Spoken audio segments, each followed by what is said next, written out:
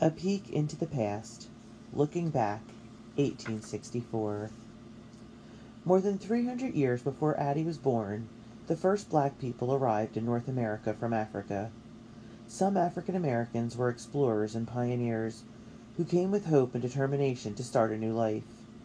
But most blacks came as slaves, brought to America on ships by slave traders. The traders had captured or bought them in Africa, taking them from their families, their tribes, and their homeland. In Africa, they had a life that was rich in art, religion, music, and language. But in America, they were forced to work against their will, without pay, for life. By Addie's time, most slaves worked on plantations, or large farms, in the southern part of the United States. Plantation owners in the South depended on slaves to tend their crops because that was a cheap way to get the work done. Most plantation slaves were field hands who planted, tended, and harvested crops, but some slaves were blacksmiths, shoemakers, and carpenters. Some enslaved people worked in their owners' houses as cooks, nursemaids, and seamstresses. The treatment of slaves varied widely, but owners usually provided just enough food and clothing for slaves to survive. Most slaves lived on their owners' plantations in one-room cabins with dirt floors and a few pieces of poor furniture. House slaves had better food and clothing than those who worked in the fields, but they often had to live in their owners' homes, apart from their families. Owners might punish their slaves by making them eat tobacco worms, just as Addie had to. They might whip their slaves or shackle their feet or hands so they couldn't move. Worst of all, owners could divide up and sell slave families, as Addie's owner did.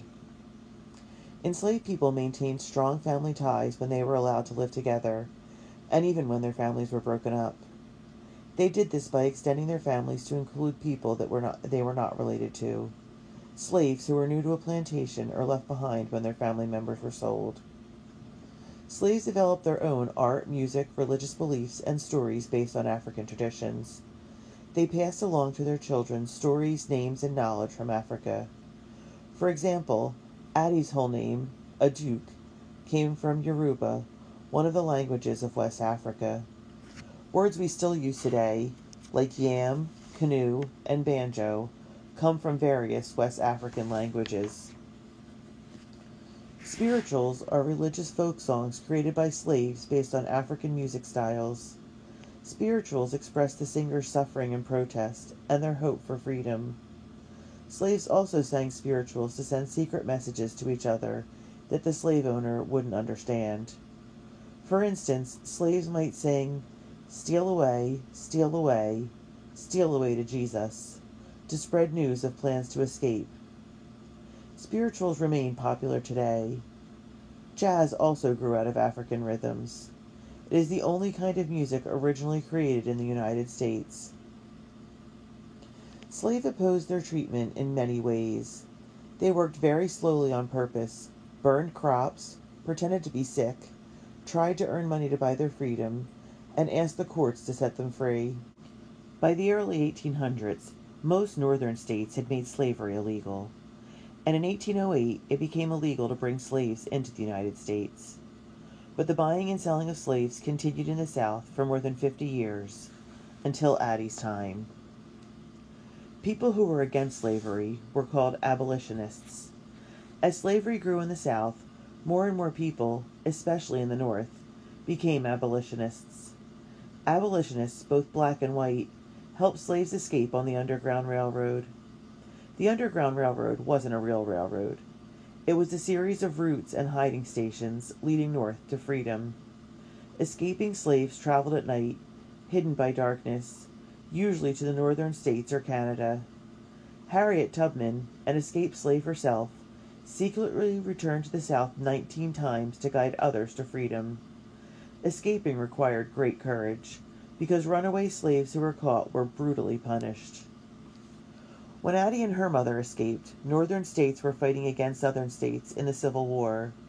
This war had many causes, but one of the most important was the disagreement about slavery. People in the North felt slavery should not be legal. In 1861, several southern states seceded or separated from the United States. These states formed their own nation, called the Confederate States of America. President Abraham Lincoln believed it was wrong for the Southern states to secede, and he eventually declared war against the South. That war was called the War Between the States, or the Civil War. In the beginning, Lincoln declared war to keep all the states of the nation together, not to end slavery. But later, on January 1st, 1863, Lincoln proclaimed that all slaves in those states still fighting the North were emancipated, or free. Because the South had decided that it was a separate nation, it ignored the Emancipation Proclamation. That's why many people, like Addie's family, were still risking their lives to escape slavery in 1864.